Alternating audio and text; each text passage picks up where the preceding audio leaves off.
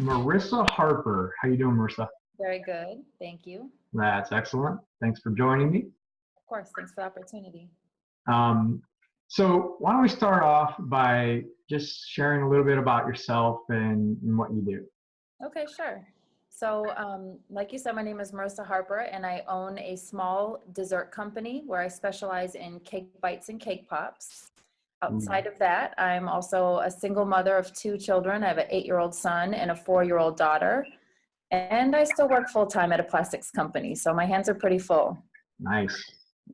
Nice, nice. So I guess what inspired you to go and start your business venture? You know, the business actually kind of started on its own in my case. Like the typical story, I had a recipe handed on to me from a friend of a friend's, and I was making this product for many, many years. And then one day I went to a farmer's market and I noticed a lady who was selling some kind of chocolates that were very nicely decorated and they looked kind of like truffles. And my product was sort of more like cake blobs, we used to call them, or cake balls. Cake So balls. when I saw her work, I thought, gosh, maybe if I put a little more time into this, I can make these look a little bit more pretty or, delicate or like chocolate truffles. So I went home and started experimenting with them, and I brought them once to a friend's family function. And when I got them there, everybody fell in love with them. They were raving about them. And they started asking, can you make some for my upcoming event? And this, bring them to work, or for my friend's birthday, or for Mother's Day, which was right around the corner when I first got started. And the next thing you knew, I started selling them, and people would tell their friends, and then they would eat them. And then I'd get another person who would ask me for an order. And, I kind of just followed the flow of supply and demand, and I've had a lot of fun and being creative and coming a long way from where I started. Nice, nice. So they're like cake blobs. Is that what you said? Yeah. So, a friend of mine had brought them to an event once, and I was like, what is that? But you ate it, and it was so good that you didn't really care how it looked. Right. So basically what a cake bite or a cake ball is you bake a cake all the way, and then after it's cooled, you crumble the cake up, and you actually literally mix the frosting into the crumbled cake, which sort of creates like a Play-Doh-y texture. And then you hand roll them into individual balls and either put them on a stick or decorate them however you want. So they're kind of perfect because, you have the cake that sometimes gets wasted because you find that people either like the frosting and they don't like the cake, or they eat the cake and they don't really like the frosting, or there's too big of portions. And these are kind of bite-sized portions that make you feel a little less guilty for eating them, and they're nice size. Nice. So who do you mostly serve with that? Is it like birthday parties or events, or what is? Yeah, I would say pretty much any event under the sun I've done. So I have had my product featured in a few stores as well. But mainly it's birthday parties, baby showers, weddings, any special events that anyone has. Okay, cool. Heck yeah, it sounds pretty tasty. I'd like to have one right now. To get you some samples, of course. Sounds tasty. So, if we look behind your business, and it sounds like you've got a full plate, and you're a very driven person, I can just tell. What's that driving force behind you? What's getting you to the point where, you just got to go and do this?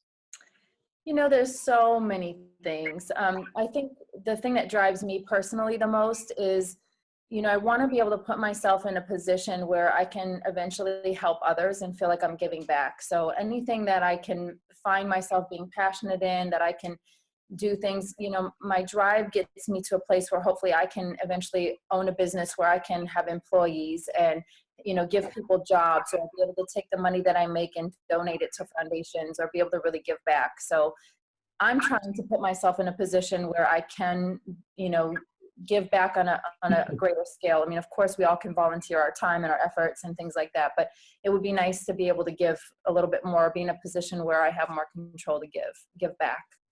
Right. I mean, that's always a goal. But if we dug deeper, I mean, so if you're looking at yourself, because lots of times what I find is if they don't have a big enough why, in what they're doing, you know, the times do get tough, right? And you have to look at yourself and say, well, that's really worth it. And so he dug down deep, you know, what's that purpose? You know, what's really driving you to not only do this business, but stick with it to the point to where, you know, you are giving back, you know, you are, you know, saying thank you and, you know, doing all those great things that, you know, people want to do. I mean, what's that real driver? You know, that would probably end up coming back to my kids, you know, and wanting to provide a better lifestyle for them and to show them that you can do anything that you put your mind to, you know, and just to be able to give yourself that sense of security. I mean, obviously we all have jobs at some point in our life, but you know, at any day you can show up and there can be a layoff or a cutback. So, you know, you sort of strive to put yourself in a position where you can, you know, really provide for your family or to show your kids that, you know, anything that you want to do, you can make it reality. And I think, you know, we have this thing called the American dream here in the United States, but yet it seems like a lot of times we don't realize just how many opportunities are right there at our fingertips, and just so many people don't know how to use them or take advantage of them, or really, you know, learn about what they can do so that you can ultimately do what you love and love what you do. You know, it's like the end all be all, right? You want to be able to be passionate and really love what you do and do it whether you got paid or not. I think that's what everybody's kind of striving for at some point. So, you know, all of those things together combined, it just kind of keeps you driving and keeps you pushing and wanting to, you know, sometimes it's even just the inner challenge of proving it to yourself that you can accomplish it. That's right. I mean, yeah, so everybody's different, but it's just always interesting to hear what's really pushing people. So thanks for sharing that. You know, so it takes a lot. You got a lot going on. There's several roles that you're filling. What do you do to stay on top of your game? What's your trick? Oh gosh, I think I'm still trying to master it, but I don't think you ever did that. What are you doing? Uh-oh. Balanced, and being able to, you know, not get so overwhelmed with the big, you know, with everything that's going on, and remembering those moments to take for yourself and to kind of disconnect from, you know, all of the business and the work and the job, and just kind of being there with your family and just remembering to keep a balance in all things in life. Really, you know, that's the, you know, you have to keep yourself healthy. You have to keep that time for yourself. And you know, there was a while where literally, you know, I wake up in the morning, get my kids off to school, work my 9-to-5 job, come home, do basketball, gymnastics, bath, bed, homework, get the kids to sleep. And then at 10 p.m. is when I start my business, my personal business. And I'm sometimes working till 2-3 o'clock in the morning. And then I get up to do it all over again. So you have to remember to take those times to exercise and work out and just really balance and take those days to regroup and rest. And then, like everything, I feel like my business is a very creative outlet. So, you know, I'm constantly online and looking at other people's work and other ideas and ways that I can continue to, you know, be good at what I do and be creative. That's excellent. Yeah, I mean, it does take, sometimes you do have to just disconnect and, you know, do the things that make you kind of zen out and keep you focused so you can keep plugging forward. Yeah, and that's excellent advice. So, you know, you are a member of the Cooperatizing Network, and you know, so there's quite a few people in there that can help you. And if you were looking at the group in general, what, you know, you can answer this either way. What do you think the group could do for you in terms of helping you make the connections or promoting whatever you have going on, or, you know, what can you do for the group that, you know, can help better the others that, you know, you could maybe connect up with? Sure.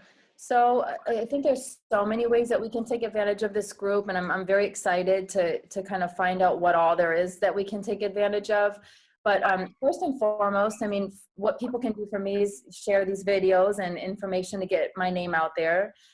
Number two is everybody knows somebody who has a birthday coming up or a baby shower or any type of special event. So passing on the word, just knowing that, hey, I know a lady who does cake pops, you know, and being able to pass on my word for referrals.